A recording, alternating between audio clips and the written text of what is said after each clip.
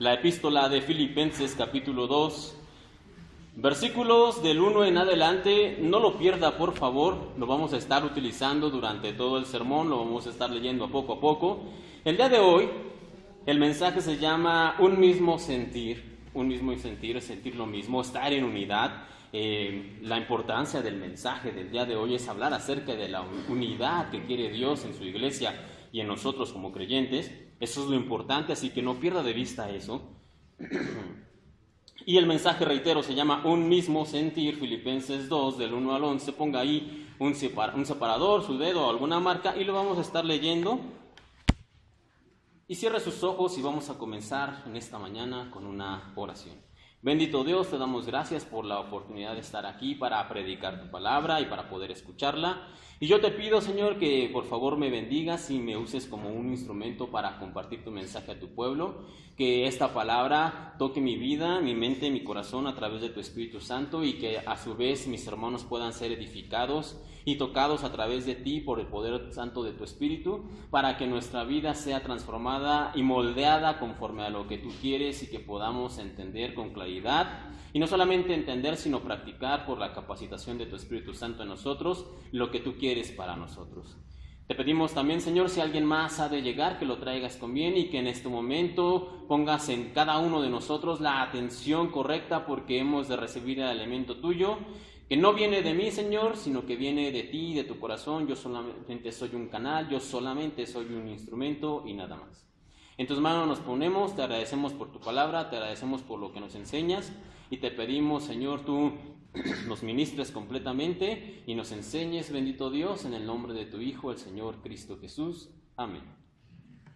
Y en enero de este año, todos los meses de enero de cada año, ya desde hace mucho tiempo, se celebra lo que se conoce como el Show de Electrónicos de Consumo, o por sus siglas en inglés, CES, Show de Electrónicos de Consumo. Es una feria donde se presenta cada año, inicio de año, lo nuevo en tecnología, lo que ha de venir durante ese año y posiblemente en los próximos 3, 4 o 5 años.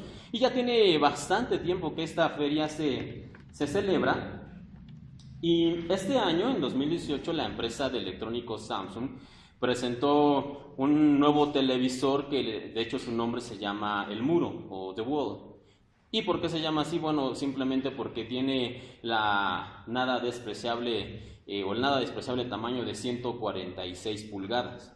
Es decir, más o menos algo así como 4 metros. Cuando hicieron la presentación estaba toda la gente de prensa y todos se emocionaron cuando presentaron el televisor, un televisor enorme, casi del tamaño de esta pared, y todos muy contentos, pero pasados algunos minutos la gente fue perdiendo esa emoción y comenzaron a hacer una pregunta. Algunos le hicieron como tal, otros la tenían en su cabeza, pero decían, bueno, ¿y cómo meto eso a mi casa? Porque salvo que tengan una puerta como la de aquí del templo, que no es común ni siquiera en casas ya más grandes, ¿cómo metemos un televisor de 4 metros a la casa? Sería prácticamente imposible. Reitero, serían muy pocas las casas que tengan una puerta de entrada de ese tamaño, aunque sean casas o residencias grandes. Las puertas son de medida estándar. Sería muy complicado meter una televisión de 4 metros. Pero la gente de Samsung dijo, bueno, es cierto, es una buena pregunta, pero no se preocupen, este es un televisor modular, dijeron ellos. ¿A qué se referían con esto? Bueno, la pantalla de 4 metros o de 146 pulgadas se componía por pantallas más pequeñas. De hecho, esto facilitaría su transportación y su instalación en los diferentes hogares cuando ya sea lanzada al mercado y ya sea para venta normal. Entonces, esta pantalla enorme se compone por pantallas más pequeñas, pero lo que quiero que nosotros veamos esta mañana es que la gente de prensa y todos los que estaban ahí a muy corta distancia nunca se dieron cuenta que esta pantalla enorme estaba compuesta por pantallas más pequeñas. ¿Por qué? Porque la unión era tan perfecta que era básicamente imperceptible al ojo humano. Lo cierto es que nosotros el tamaño pudiera sorprendernos, pero hay pantallas más grandes. Pero ¿qué sucede? La unión, el borde que une las diferentes pantallas es notoria. No es algo nuevo, pero lo que sí es nuevo y lo que sí es un avance en la tecnología es la unión, que es tan pequeña, reitero, que no se puede percibir en el ojo humano.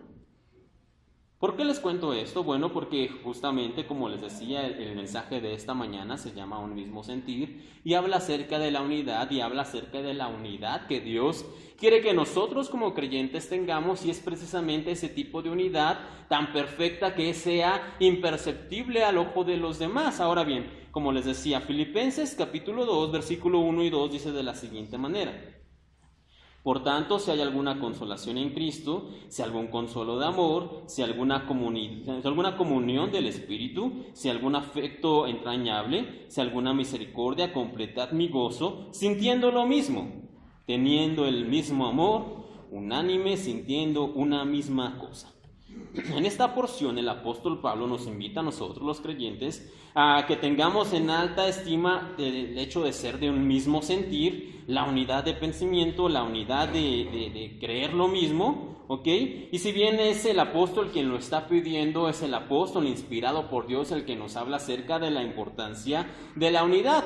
Y ahora la pregunta que vamos a estar repitiendo durante todo el sermón es, bueno, ¿por qué la unidad es tan importante para Dios? ¿Se ha preguntado alguna vez? Dios nos habla en diferentes lugares de la Escritura acerca de que seamos unidos como un mismo pueblo, de un mismo sentir, de un mismo corazón, con un mismo propósito. Pero ¿por qué la unidad es tan importante para Dios? No se preocupe, no vamos a responder, lo vamos a dejar más adelante esa respuesta. Pero antes de responder esa cuestión es importante que nosotros en lo que leímos podamos notar que Pablo enumera solamente cuatro, hay más, pero solamente enumera 4 cuestiones por las cuales nosotros debemos buscar la unidad. Y las vamos a ver en esta mañana, y la primera cuestión es la unión. Lo primero que Pablo, en esta parte que leíamos Filipenses 2, capítulo 2, versículo 1, lo primero que ahí Pablo menciona es que nosotros debemos buscar la unidad. ¿Por qué? Porque nosotros estamos unidos a Cristo. Muy bien, cuando nosotros llegamos a creer realmente en el Señor y nos entregamos a Él en fe, Jesús nos vuelve uno con Él mismo. El Señor Jesús nos vuelve uno con Él mismo, nos unimos a Él, experimentamos su vida se va haciendo carne en nosotros, ¿ok? Y nosotros nos vamos haciendo uno con Él. Su victoria se vuelve nuestra victoria, su vida se vuelve nuestra vida, sus logros se vuelven nuestros logros, y nosotros venimos a ser hijos de Dios porque nosotros somos uno en Cristo. De hecho, la Biblia en 2 de Corintios, capítulo 5, versículos 17 y 19, lo dice de la siguiente manera, ponga atención: ahora que estamos unidos a Cristo, somos una nueva creación. Dios ya no tiene en cuenta nuestra antigua manera de vivir, sino que nos ha hecho comenzar una vida nueva. Y todo esto viene de Dios. Antes éramos sus enemigos, pero ahora por medio de Cristo hemos llegado a ser sus amigos. Y nos ha encargado que anunciemos a todo el mundo esta buena noticia: por medio de Cristo, Dios perdona los pecados y hace las paces con todos. Pero lo importante es lo primero que leíamos: ahora que estamos unidos a Cristo. Entonces, lo primero que Pablo nos dice es que nosotros debemos buscar la unidad, porque en sí nosotros ya estamos unidos a Cristo. Entonces, por eso es que debemos buscarla. No solamente este es el punto, se decía que había 4. El segundo punto es porque hemos recibido consolación. Yo no sé ustedes si ha pasado en algún momento de la vida, como dice la Biblia, por algún valle de sombra y de muerte. Puede ser que lo haya pasado, puede ser que incluso en este momento lo esté pasando, o puede ser que usted me diga, no, nunca he pasado, nunca he estado por ahí. Pero déjeme le digo algo: no importa quién sea, cómo sea, o dónde viva, o lo que viva, usted sí o sí va a pasar por un valle de sombra de muerte. O lo ha pasado, o está pasando, o pasará por él. Y es probable que, y tengo que ser honesto en esta situación, es probable que pase por ese valle más de una vez. Pero lo importante aquí es que debemos conocer que Dios, dice la Biblia, que cuando nosotros estemos en valle de sombra y de muerte, yo no temeré mal alguno, porque Él está siempre conmigo, dice la palabra. En otra porción, el mismo 2 de Corintios 1, 3 y 4, dice: bendito sea el Dios y Padre de nuestro Señor Jesucristo, Padre de misericordias y de toda consolación, el cual nos consuela en todas nuestras tribulaciones, para que podamos también nosotros consolar a los que están en cualquier tribulación por medio de la consolación con que nosotros somos consolados por Dios. Entonces, la importancia de que nosotros debemos buscar la unidad que Dios quiere es porque, número 1, dijimos, estamos unidos a Cristo, y número 2, porque Dios ya nos ha consolado, como dice la palabra, en toda consolación. ¿Qué ha pasado usted en su vida? ¿Ha sentido dolor, alguna enfermedad, alguna pérdida, alguna situación difícil, complicada? No digo que no sea importante, pero no debe preocuparse. ¿Por qué? Porque Dios nos va consolando siempre y cuando nosotros le pidamos y permitamos que Él nos consuele. Entonces, buscar la unidad porque estamos unidos a Cristo, buscar la unidad porque Él nos ha consolado. Punto número 3, no solamente es la unidad, no solamente es la consolación, sino también la comunión que llegamos a tener con Dios. Ahora bien, las cosas de Dios no se aprenden por ósmosis. La ósmosis es esa parte en la que decimos, ponemos un libro debajo de la almohada, me voy a dormir y al otro día me sé el libro de memoria. Eso no existe. Y las cosas de Dios no se aprenden por ósmosis. Necesitamos dedicar tiempo y esfuerzo para poder conocer más a Dios, y cuando hacemos eso, tiempo y esfuerzo, entonces nosotros nos encontramos en comunión con Dios. Ahora, la comunión con Dios sucede ¿cómo? Sucede por medio del Espíritu Santo de Dios. Dios el Padre le agradecemos porque Él envió a su Hijo. Dios el Hijo le agradecemos porque Él murió por nosotros. Pero Dios Espíritu Santo, Él es el que vino, Él es el que está entre nosotros, Él es el que habita en nuestros corazones. Y con Él es con quien debemos tener una constante comunión, ¿ok?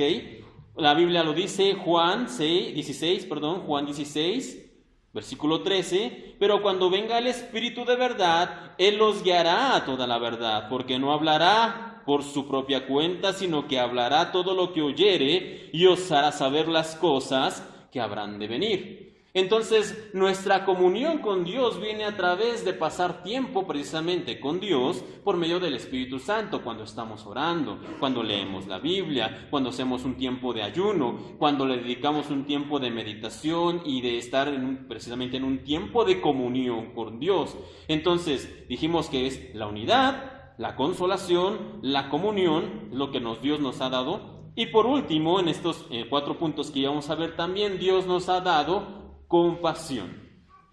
Y la palabra compasión se define como la comprensión del sufrimiento de otro ser. Ahora bien, si la compasión es comprender el sufrimiento de otros, podríamos decir que en un punto Dios no podría tener compasión de nosotros. ¿Por qué? Porque Dios no es como nosotros. Pero por eso la Biblia y la historia de la Biblia en sí nos enseña que Dios se hizo carne porque habitó entre nosotros y estuvo entre nosotros, sufrió como nosotros, padeció como nosotros, porque es en esa manera en que Dios pudo entendernos y por lo tanto tener compasión de nosotros. De otra manera, Dios no habría podido tener compasión de nosotros, porque si la compasión es identificarse con el problema de otros, Dios no podría haberlo hecho si no hubiera sido hombre. Hebreos 4, 15 y 16 dice de la siguiente manera: porque no tenemos un sumo sacerdote que no pueda compadecerse de nuestras debilidades, sino uno que fue tentado en todo, según nuestra semejanza, pero sin pecado. Acerquémonos pues confiadamente al trono de la gracia para alcanzar misericordia y hallar gracia para el oportuno socorro. Entonces, en estas breves líneas de Filipenses capítulo 2, versículo 1 y 2, encontramos que Dios nos pide que seamos unidos porque Él nos ha dado a su vez la unidad con Él, nos ha dado consolación a través de Él, nos ha dado comunión con Él y nos ha dado la compasión a través de habernos salvado. Dios nos ha dado tantas misericordias, y esta solamente es una breve lista, y nos ha dado aún mucho más, que pregunto yo, ¿no puede entonces Dios simplemente pedirnos que seamos unidos? Nos ha dado tanto, nos ha bendecido tanto, nos ha compartido tantas misericordias, que el hecho de que solamente Él nos pida sean unidos, ¿no podríamos serlo? ¿No deberíamos serlo simplemente por el hecho de un agradecimiento por todo lo que Él ya nos ha dado? Y lo cierto es que la pregunta continúa en el aire: ¿por qué la unidad es tan importante para Dios? Y vamos a llegar ahí, pero tenga paciencia. Antes de eso, ¿cuál es el mayor enemigo de la unidad? Podríamos pensar la desunión. Lo contrario, el antagonista de la unidad es la desunión, pero la desunión no es el mayor antagonista de la unidad, y de hecho la desunión solamente es el hijo, el vástago, vamos a decirlo, del mayor enemigo de la unidad. ¿Ok? El mayor enemigo de la unidad es el egoísmo. Y el diccionario define egoísmo como el anteponer el interés propio al de los demás. Una vez más, anteponer el interés propio al de los demás. Eso es el egoísmo, y el egoísmo como tal es el mayor enemigo de la unidad. ¿Por qué? Porque cuando nosotros somos egoístas, cuando solo buscamos nuestro propio bienestar, nuestros propios intereses, sin mirar el daño que hacemos a los demás, entonces eso provoca rupturas, eso provoca malas relaciones, eso genera conflictos, peleas, y finalmente genera desunión en los grupos, genera división. Por eso es que les decía que el mayor enemigo de la unión o de la unidad es el egoísmo. La Biblia dice ahí mismo, donde estamos en Filipenses, capítulo 2, versículos, pero ahora 3 y 4, nada hagáis por contienda o por vanagloria, ¿ok? Es otra forma de llamarle al egoísmo, antes bien con humildad, estimando cada uno a los demás como superiores a él mismo, no mirando cada uno por lo suyo propio, sino cada cual también por lo de los otros. Entonces, para que la unidad pueda estar entre nosotros, tenemos que vencer ¿a quién? Tenemos que vencer al egoísmo. Ahora, hay una historia en la Biblia, en el Antiguo Testamento, en el libro de Jonás, creo que todos la hemos escuchado, la hemos leído inclusive. Es una historia que se cuenta desde muy temprana edad en la escuela bíblica. Y es un libro muy pequeño, si usted no lo ha leído, le recomiendo que lo haga, solamente tiene 4 capítulos. Y en el libro de Jonás se nos narra la historia precisamente del profeta Jonás. Y nos cuenta que Dios le habla a este hombre y le dice que tiene que ir a una ciudad llamada Nínive y que tiene que predicar. Y el profeta escucha la voz de Dios y lo primero que hace es ir a un puerto y toma un barco para la ciudad de Tarsis, que es la ciudad que está completamente al otro lado opuesto de la ciudad de Nínive. Y durante el viaje hay diferentes percances, hay una tormenta y finalmente Jonás es lanzado del barco en el que iba, y cuando está él en el mar pensando que ya era su tiempo de morir, dice la Biblia que Dios envía un gran pez para que lo trague, y estando en el pez, en el estómago de este gran pez, Jonás siente como morir, dice él, pero pide perdón a Dios y es restaurado, y Dios le da una nueva oportunidad. Este pez lo lanza cerca de Nínive, y es entonces cuando Jonás va a la ciudad y cumple el propósito que en un principio Dios tenía para él. Predica en la ciudad de Nínive, y cuando la gente escucha el mensaje de Dios en el cual se les pide el arrepentimiento, la gente se siente contristada y el Espíritu hace su obra en esa ciudad, y entonces dice la Biblia que todos se visten de cilicio y de ropas pesadas o de ropas rugosas para demostrar que estaban arrepentidos y pedirle una nueva oportunidad a Dios. Y es justo ahí cuando llegamos a esta parte en Jonás, finales de los versículos del capítulo 3 y el primer versículo del capítulo 4, donde dice: cuando Dios vio lo que habían hecho y cómo habían abandonado sus malos caminos, cambió de parecer y no llevó a cabo la destrucción con que les había amenazado. Este cambio de planes molestó mucho a Jonás y se enfureció. Entonces le reclamó al Señor: Señor, ¿no te dije antes de salir de casa que tú harías precisamente esto? Por eso huí a Tarsis. Sabía que tú eres un Dios misericordioso y compasivo, lento para enojarte y lleno de amor inagotable. Estás dispuesto a perdonar y no a destruir a la gente. Jonás estaba realmente molesto. Él decía: yo no quería ir a Nínive porque sabía que si yo iba y predicaba, ellos se iban a arrepentir. Y si ellos se arrepentían, tú los ibas a perdonar. Y lo que yo quería era que tú los consumieras. Lo que yo quería era que tú los destruyeras, que ellos recibieran su castigo y su merecido, es lo que dice Jonás. Y él está realmente enojado, y ese es el espíritu como tal del egoísmo, el no preocuparse por los demás. De hecho, no solamente no preocuparse, sino querer que al de al lado le vaya mal. Y nosotros podemos leer esto en la Biblia y decir: ah, qué mal está Jonás. Dios le había dicho que predicara, Dios le había dicho que fuera, que llevara el mensaje, y él no quiere, el necio no quiere. Qué mal, qué egoísta es Jonás. Pero la pregunta ahora aquí es, ¿cuánto me parezco yo a Jonás? ¿Cuánto me parezco yo a él? ¿Cómo te sientes cuando tu amigo del trabajo es promovido y tú no? Nos alegramos con él, felicidades, qué bueno, porque han visto tu esfuerzo, tu trabajo. Decimos, promovieron al inútil. Si yo soy el que hace todo. ¿Cómo nos sentimos realmente? ¿Cómo te sientes cuando afuera de la casa hay un auto nuevo, pero el detalle es que no es la tuya, es la del vecino? Vecino, felicidades, qué bonito está su carro, de verdad, qué bueno que el Señor le ha bendecido con 4 llantas nuevas. ¿O qué decimos? ¿Quién sabe en qué estará metido? Para comprar un carro nuevo así, pues quién sabe qué negocios estará haciendo. ¿Cómo te sientes por la familia de tu hermano, ya sea aquí en la iglesia, tu hermano natural? ¿Cómo te sientes? Porque a ellos les va bien, porque son unidos, porque son amables, porque se ve que hay felicidad.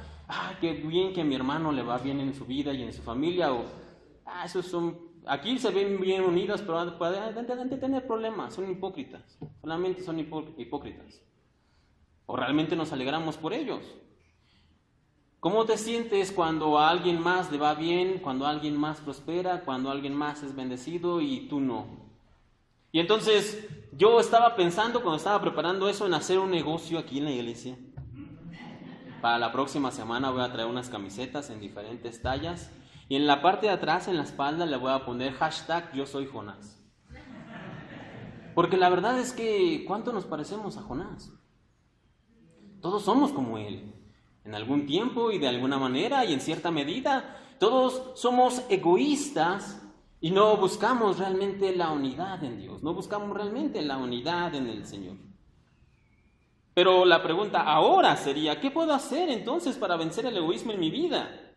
Y una vez más, ¿por qué es tan importante la unidad para Dios? ¿Por qué? Bueno, vamos a ver las dos, vamos a ver las respuestas, pero primero lo último y al último lo primero, ¿okay? Porque lo mejor se deja para el final. ¿Y qué puedo hacer yo para vencer al egoísmo? Vaya su Biblia, en Filipenses capítulo 2, donde estábamos leyendo, Filipenses capítulo 2, y este quizá es uno de los versículos más famosos, y podríamos predicar por horas acerca de él, pero el día de hoy quise traer una versión compacta acerca de la enseñanza de esta parte, y dice de la siguiente manera, Filipenses 2, 5 al 8, haya pues en vosotros este sentir que hubo también en Cristo Jesús, el cual siendo en forma de Dios, no estimó el ser igual a Dios como cosa a que aferrarse, sino que se despojó a sí mismo, tomando forma de siervo, hecho semejante a los hombres, y estando en la condición de hombre, se humilló a sí mismo, haciéndose obediente hasta la muerte, y muerte de cruz. Lo hemos escuchado en otras ocasiones, y seguramente este estará dentro de los 50 versículos más famosos de la Biblia, pero aquí podemos encontrar 3 cosas que podemos nosotros hacer para vencer al egoísmo. Lo primero que podemos hacer es no aferrarnos. Cristo Jesús nos aferró al hecho de ser igual a Dios. Si Él se hubiera aferrado a ello, entonces nosotros estaríamos al día de hoy todavía perdidos en nuestros pecados y en nuestros delitos y estaríamos muertos espiritualmente e iríamos camino directo al infierno si Él se hubiera aferrado a ser como Dios. Pero Él no se aferró. Y el primer paso que nosotros podemos hacer para vencer el egoísmo es no aferrarnos. No aferrarnos a las cosas, no aferrarnos a las ideas, no aferrarnos a muchas veces los caprichos que tenemos en nuestras vidas, porque esa es la verdad. Muchas de las cosas que tenemos o queremos son caprichos. Y no debemos aferrarnos a ellos. No debemos aferrarnos a que las cosas siempre sean como yo quiero, como yo digo o como yo mando, sino que tenemos que aprender a conceder. Tenemos que aprender a permitir que las cosas suceden, incluso si no es de la manera en que yo quiero, y no tengo que aferrarme, porque cuando yo me aferro, entonces comienzo a permitir que el egoísmo esté dominando mi vida, ¿okay? Y entonces eso me vuelve completa y puramente en una persona egoísta. Entonces el primer paso que tenemos que hacer es como el Señor Jesús, no aferrarnos. Y si Él no se aferró al ser, dice aquí, igual a Dios, Él no se aferró a ser igual a Dios, entonces, ¿a qué te aferras tú? ¿A que la pared sea azul? ¿Ese es tu problema? ¿Ese es el motivo de tu egoísmo? ¿De verdad te vas a aferrar a eso? ¿Te vas a aferrar a que quieres una casa más grande, a que quieres un auto más nuevo, a que quieres una cuenta más grande? ¿De verdad te vas a aferrar a eso? Dice la Biblia que Cristo Jesús no se aferró a ser igual a Dios, igual a Dios. Si Él no se aferró a eso, ¿qué excusa tenemos nosotros? ¿En qué sentido podríamos aferrarnos a algo? Salvo que sea aferrarnos a la verdad, y a la verdad de Dios me refiero, no debemos aferrarnos a nada más. Ahora, el segundo punto que vamos a encontrar aquí para que podamos vencer el egoísmo es que Cristo Jesús fue un siervo. No basta solo con dejar de aferrarnos, sino que también tenemos que aprender a ser siervos, y no solamente siervos, sino siervos buenos, siervos de la manera correcta. Romanos 6, 17 y 18 dice: pero gracias a Dios que aunque antes eran esclavos del pecado, ya se han sometido de corazón a la enseñanza que les fue transmitida. En efecto, habiendo sido liberados del pecado, ahora son ustedes esclavos, o en otra palabra, siervos de la justicia. Nosotros somos siervos de Dios ahora. Y como siervos de Dios, nosotros tenemos que obedecerlo a Él y a nadie más, solamente a Él. Y aquí el gran problema de la iglesia: todos quieren ser cabeza, pero nadie quiere ser. Todos quieren figurar, todos quieren tener las luces, todos quieren tener proyectores, todos quieren recibir los aplausos. De hecho, hay una frase que hace muchos años escuché que dice de la siguiente manera: podríamos estar haciendo grandes cosas para Dios si no nos estuviéramos preocupando de quién se va a llevar los aplausos. Podríamos estar haciendo grandes cosas para Dios si no nos estuviéramos preocupando por quién se va a llevar los aplausos. Y sí, vamos a hacer una campaña aquí en la zona, una campaña de evangelismo, y vamos a ir a las casas y vamos a predicar, pero ¿quién se va a quedar con las personas? ¿Tu iglesia, mi iglesia, la iglesia de aquel, la iglesia de este? ¿Quién va a ir en nombre de qué? ¿De qué iglesia va a ir esta situación? Va a predicar aquí, sí, pero ¿qué predicador famoso de renombre va a ser el que va a llevar el título? ¿Quién va a ir primero? ¿Tú, yo, la iglesia? ¿Cómo le hacemos?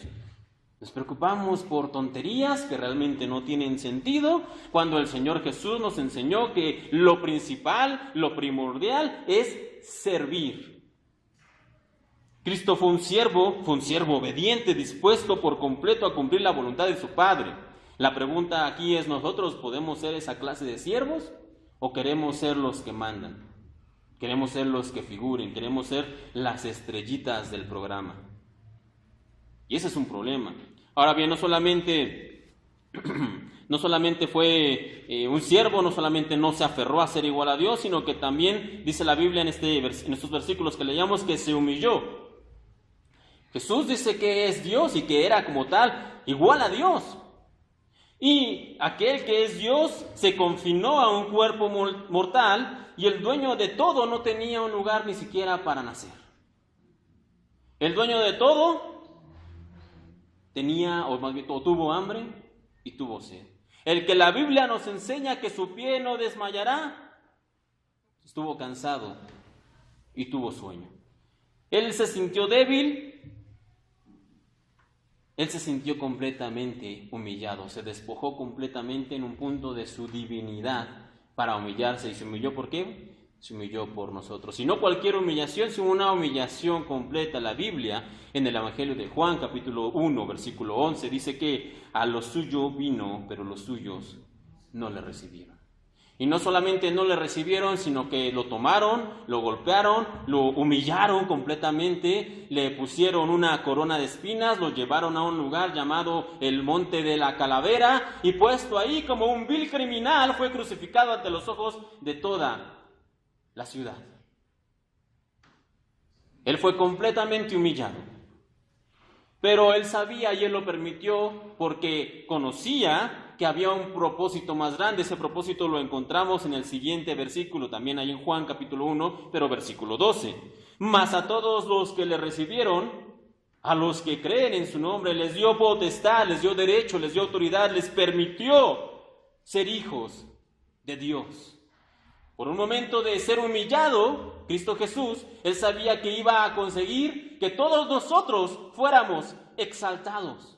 La pregunta es, ¿nosotros lo permitiríamos? ¿Nosotros dejaríamos que así pasara? Si yo te dijera, todos tus hermanos que están aquí van a ser bendecidos, van a ser exaltados y van a ser hechos grandes, su nombre va a ser grande entre los grandes, pero tú tienes que ser humillado durante 1 minuto.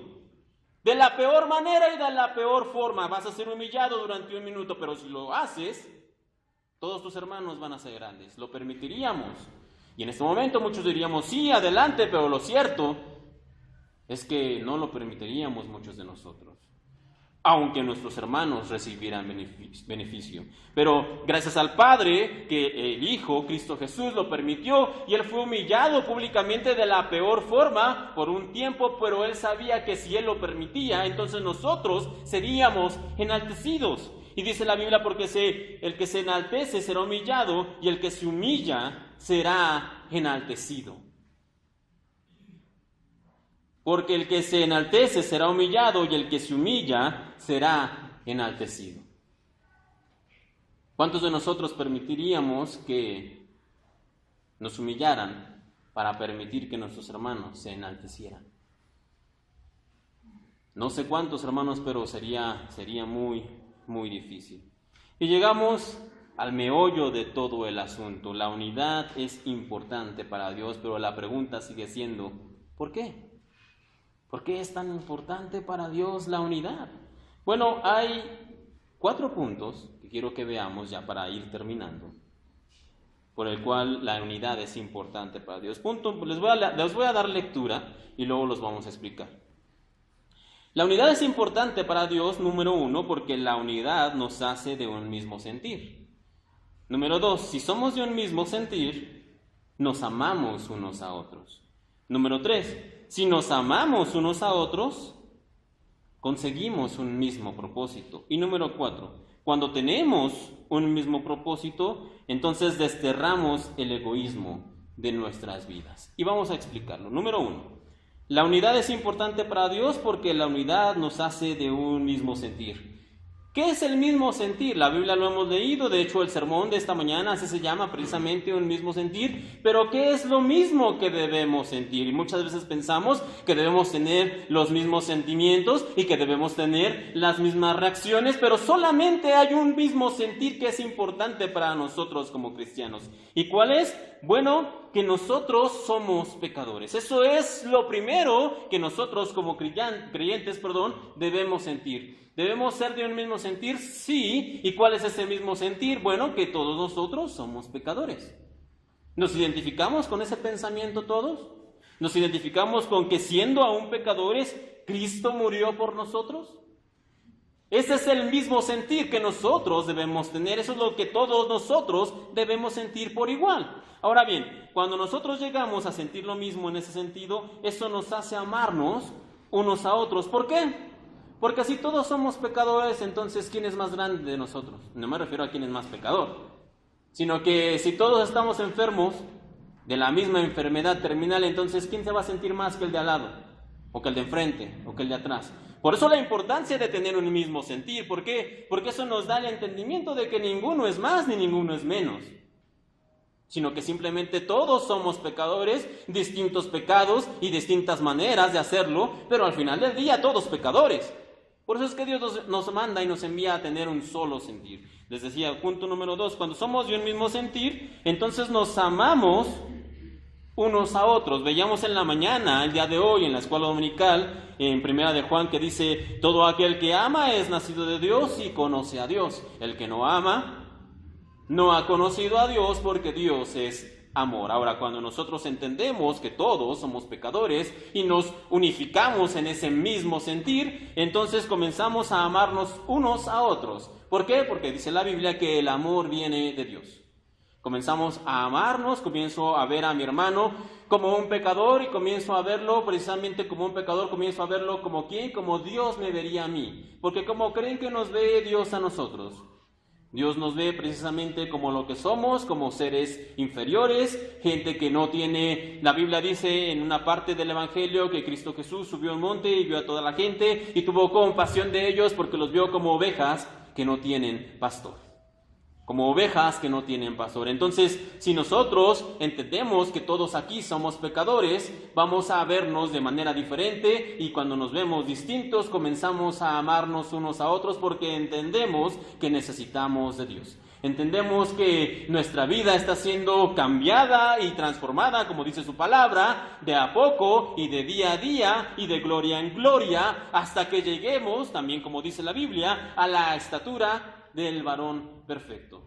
Cuando usted tiene un hijo, usted se da dando cuenta, cuando es pequeño, de algunas cosas, pero conforme va creciendo, lo va viendo que no es perfecto. Decía, cuando es pequeño lo ve como tal, lo ve perfecto, lo ve con ojos de amor precisamente, pero cuando se va dando cuenta, cuando pasan los años, que no lo es, cuando comienzan a ver los primeros defectos, las primeras situaciones de equivocaciones, eso no demerita, ni quita, ni retira el amor que se tiene por los hijos. Simplemente se va dando cuenta uno de que no son perfectos. Lo mismo sucede como creyentes, que cuando nosotros nos damos cuenta que mi hermano de la derecha, de adelante, de atrás es un pecador, entonces me doy cuenta de su situación, de que él es pecador, de que yo soy pecador, y como tal tenemos que amarnos. ¿Por qué? Porque así Dios nos ama. No quiere decir que así Dios nos deja, por supuesto que no. Dios nos va cambiando y Dios nos transforma, pero aún así nos ama.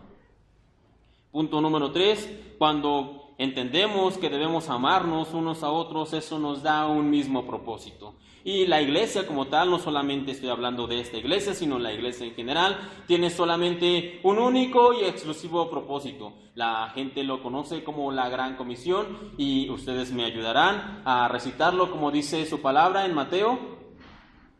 Id, por tanto, id y haced discípulos a todas las naciones, bautizándolos en el nombre del Padre, del Hijo y del Espíritu Santo, enseñándoles que guarden todas las cosas que os he mandado, y he aquí, yo estaré con ustedes todos los días hasta el fin del mundo. Muy bien, un poquito flojo, hermanos, sé que tienen sueño, así que despabilémonos, despertémonos, pero esta es la Gran Comisión, este es el mismo sentir. Cuando nos llegamos a amar unos a otros, entonces comenzamos a tener un mismo sentir y llegamos, a tener un mismo propósito, y ese propósito es el propósito de la Gran Comisión, pero lo voy a resumir en esta mañana de la siguiente manera. El propósito que tiene la iglesia en este mundo es ser sal y ser luz. Ser sal y ser luz. ¿Y sal por qué? Algunos dicen sal para darle sabor a la vida. No se trata de eso, hermanos. Cuando la Biblia y el Señor Jesús nos dice que nosotros debemos ser sal, no nos está diciendo que debemos ponerle ese sabor, ¿no? Se refiere a que en la antigüedad, en la época del Señor Jesús, no existía, por ejemplo, el refrigerador que tenemos todos en casa. No existía en ese entonces. Y la manera en que la gente conservaba muchos de sus alimentos era poniéndolos en sal. Para evitar la descomposición de los alimentos, la gente los colocaba en sal, así que el entendimiento general de la gente era que la sal servía para evitar la descomposición de las cosas. Por lo tanto, el objetivo de la iglesia es precisamente eso, evitar la descomposición de la sociedad en la que vivimos. La pregunta en esta mañana sería entonces, ¿cómo nos va a la iglesia con eso? Miremos hacia afuera y no hemos sido una sal de muy buena calidad, que digamos. Hay sal que muchas veces nos sirve para cumplir su propósito, y la Biblia también nos narra, y la Biblia nos dice por palabras del Señor, que la sal que pierde su función, ¿para qué sirve? Dice que no sirve para nada, sino para echar fuera y que la gente la pisotee. Como iglesia, reitero, ¿cómo nos ha ido en el objetivo de ser sal? Hemos sido una sal que realmente no funciona de mucho. Pero lo dejaremos esto para otra situación y para otro momento. Y el otro objetivo, el otro propósito de ser la iglesia es no solamente sal, sino también ser luz. Y la luz es funcional y se utiliza cuando hay oscuridad. La luz se utiliza cuando hay oscuridad, y también la Biblia, el mismo Señor lo dice, que se enciende una luz para iluminar una habitación, no para meterla debajo de un cajón. Y si yo en este momento anduviera aquí en esta iglesia con esta luz que tenemos tanto de día como eléctrica, con una linterna, ¿cómo me vería? Pues bastante raro, porque las linternas se usan en los lugares de oscuridad. Entonces nosotros como creyentes hemos estado iluminando, y eso es correcto, pero hemos estado iluminando donde no se necesita luz, donde no se necesita una linterna. Tenemos que llevar la luz, y no nuestra luz, sino la luz de Cristo, a los lugares de oscuridad donde el Señor es necesario. Y por último, hermanos, tener un mismo propósito destierra el egoísmo de nuestras vidas. ¿Por qué? Como decía la palabra, el pasaje que leíamos, con humildad, estime cada uno a los demás como superiores a él mismo. Cuando nosotros entendemos que somos de un mismo sentir, es decir, que sentimos que somos pecadores, cuando nosotros nos amamos unos a otros porque entendemos que Dios nos ama de esa manera, cuando nosotros tenemos un mismo propósito que es ser sal y ser luz, entonces cuando llegamos a esa concepción, el egoísmo no tiene lugar en nuestras vidas, el egoísmo es completamente desterrado de nuestros corazones y llegamos a ser precisamente una iglesia de un mismo sentir. Pero alguno podrá decirme, bueno, no hay una versión más sencilla, no hay algo más compacto, un resumen, porque para a veces de repente acordarme todo eso es complicado. Bueno, les voy a dar la razón más importante, acompáñenme por favor en sus Biblias, en el Evangelio según San Juan. El Evangelio según San Juan. Si alguno me dijera, esta es la razón, digamos, más importante, lo que vamos a leer, por lo cual para Dios es tan importante la unidad. Evangelio de Juan, capítulo 16, versículos 20 y 21. Dice de la siguiente manera, el Señor Jesús está ya dentro de su última oración y dice, mas no ruego solamente por estos, está hablando de los discípulos, los primeros creyentes, sino también por los que han de creer en mí por la palabra de ellos. Los que han de creer en mí son ustedes, somos nosotros. Cada uno de los que está aquí escuchando en esta mañana, somos nosotros. También por los que han de creer en mí por la palabra de ellos, para que todos sean uno, como tú, oh Padre, en mí y yo en ti, que también ellos sean uno en nosotros. Aquí está hablando de la unidad y aquí está el punto importante. ¿Por qué para Dios es tan importante la unidad? Para que el mundo crea que tú me enviaste. Para que el mundo crea que tú me enviaste.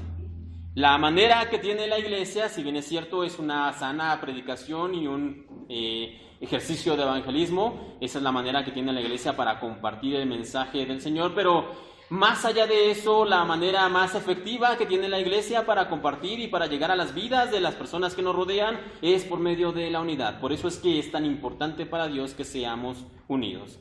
En el primer siglo de nuestra era, toda la tierra conocida, o la mayor parte de la tierra conocida, estaba dominada por un imperio, el Imperio Romano. Ellos llegaban y conquistaban cualquier lugar con su imponente ejército y estaban gobernados por un hombre que tenía o recibía el título de César. Y cada vez que llegaban a alguna provincia y la conquistaban, mandaban a un heraldo y ese heraldo llegaba para dar el evangelios, ¿ok?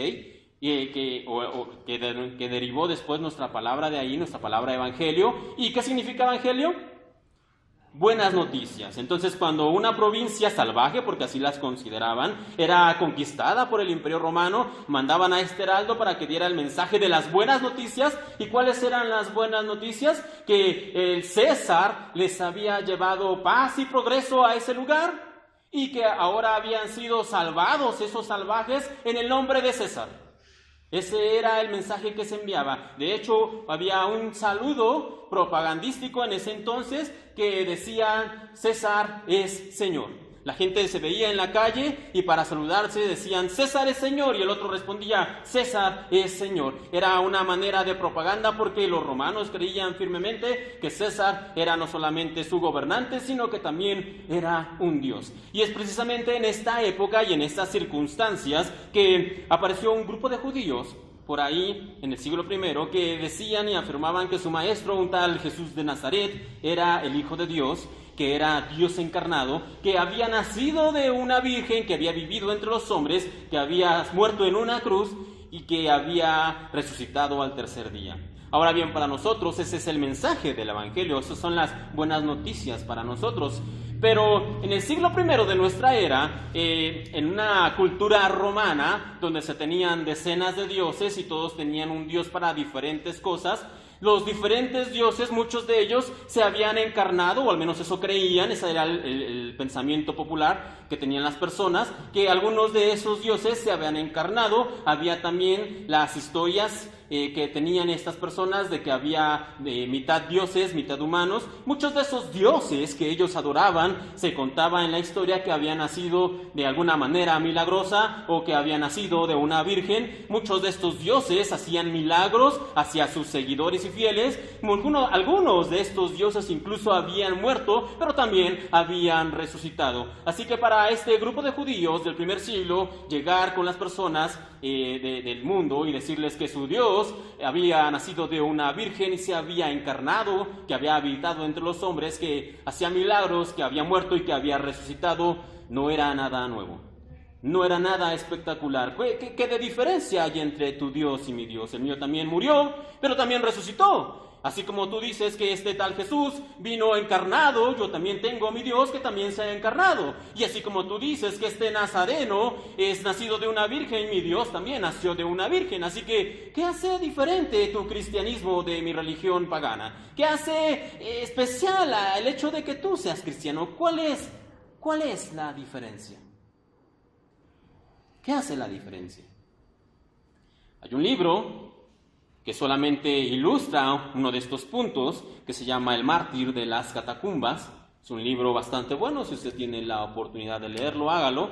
Y en este libro se nos narra la historia de un hombre llamado Marcelo. Marcelo es el capitán de los pretorianos, de la guardia pretoriana. Y se nos narra que en la época de este hombre el cristianismo se había convertido, aparentemente para el Imperio Romano, en una plaga, porque estos criminales cristianos se negaban a obedecer al César como Dios y se negaban a cumplir sus sacrificios en los templos que eran requeridos. Así que esto los convertía en criminales. Por lo tanto, mandaron llamar a Marcelo, que estaba en el extranjero, a la ciudad de Roma, para que este capitán de pretorianos comenzara una búsqueda para erradicar a todos los cristianos. Y este hombre comienza a hacer su búsqueda, pero llega un momento donde él se encuentra dentro del Coliseo, está asistiendo a un espectáculo, y en medio del espectáculo ustedes saben que había gladiadores y hay una pelea entre ellos, pero finalmente sale de ese espectáculo el mejor gladiador, el que tenía más fama, el mayor de todos. Lo ponen inclusive a pelear contra fieras y contra animales salvajes, y él las logra vencer y las mata, y todo el pueblo que está ahí en el Coliseo se emociona. Y de pronto viene el mayor espectáculo. Lanzan a otro gladiador para pelear con este famoso gladiador también. Toda la gente se emociona porque tiene una fama de carnicero y de asesino total. Pero en ese momento este gladiador famoso se voltea hacia el César, tira su escudo, tira su espada y le dice: emperador, yo acabo de ser convertido al cristianismo y puedo pelear contra fieras y puedo pelear contra animales, pero me rehúso a matar a otro hombre, porque el Señor no me lo permite. La gente se queda pasmada. Este era el mejor gladiador de todos, y ahora los criminales cristianos les han quitado el espectáculo que ellos esperaban. Pero Marcelo, el personaje de nuestra historia, está viendo desde una de las gradas, y finalmente este gladiador, el que era el mejor, es muerto por rehusarse a cumplir el espectáculo.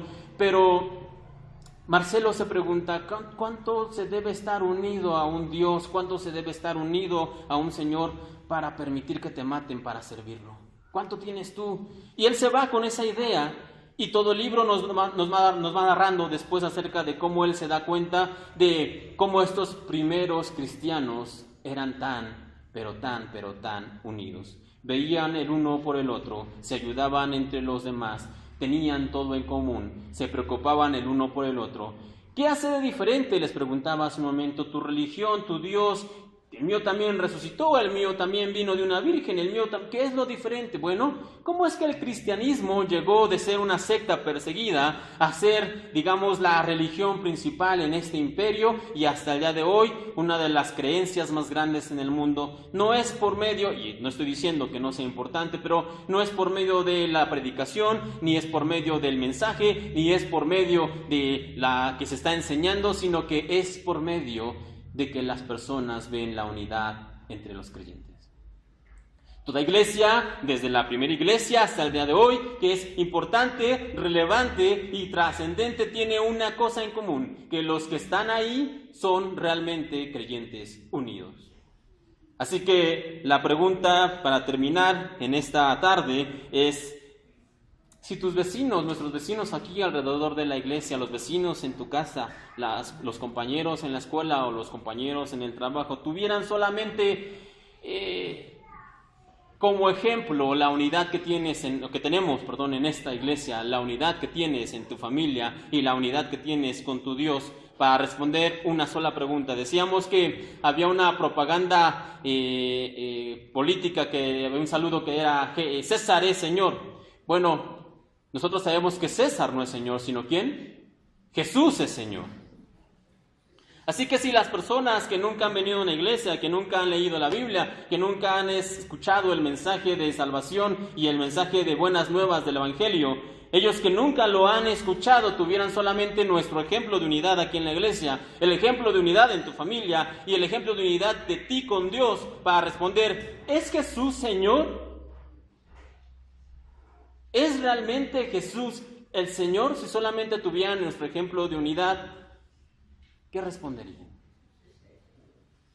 ¿Realmente somos tan unidos como iglesia, como familias y nosotros con el Señor para que la gente responda, sí, Jesús es Señor? ¿O nuestra unidad no es suficiente? Nuestra unidad a lo mejor no alcanza. Si fuera ese el caso, hermanos, no nos preocupemos. Finalmente el Señor nos permite y nos da en esta mañana una oportunidad más a todos nosotros para que como creyentes nos preocupemos por la unidad que Dios quiere y trabajemos nosotros en el Señor para ser más unidos. De tal manera que la gente cuando nos vea, cuando nos mire, cuando vea que nosotros somos unidos como creyentes, la gente diga, efectivamente Dios existe y efectivamente Jesús es Señor. Que la gente responda un sí, Jesús es Dios, el Evangelio es real y Dios existe y yo quiero algo como eso por medio de nuestro ejemplo de unidad como creyentes. Cierra sus ojos, hermanos, y vamos a orar en esta mañana. Padre, te damos gracias por la oportunidad de estar aquí en tu casa.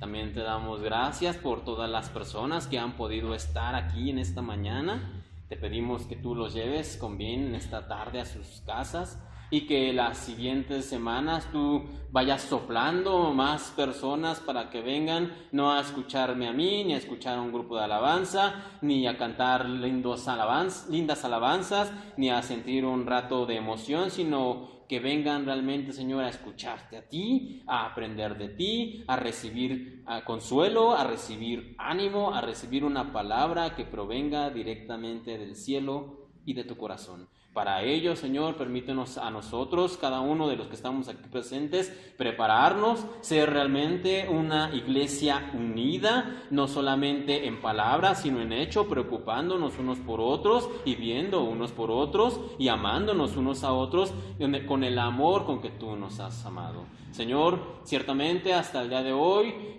la iglesia no ha tenido la unidad suficiente para ser una iglesia importante, relevante y trascendente, pero Padre, en esta mañana te pedimos que tú, porque solamente puede provenir de ti, nos des la unidad necesaria para que la gente pueda responder que sí a la pregunta más importante de todas. ¿Es realmente Jesús Señor? Que nuestra unidad, que nuestro ejemplo, que nuestra vida, Señor, de unidad como iglesia, de unidad como familias y de unidad contigo, Señor, haga que las personas, nuestros vecinos, nuestros amigos, las personas que nos rodean puedan responder un firme sí, Jesús, sí es Señor. Pero no viene de nosotros, Señor, sino que proviene de que tú nos permitas ser unidos.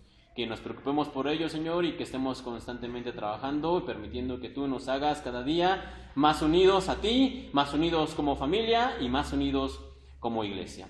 Te pedimos esto, Señor, también te pedimos esta tarde nos bendigas, nos lleves con bien, nos ayudes en esta semana que comienza, nos guardes, nos lleves con bien de día y de noche y nos protejas, Señor, en tus manos nos encomendamos y te pedimos todo esto, bendito Dios, en el nombre santo de tu Hijo, el Señor Cristo Jesús.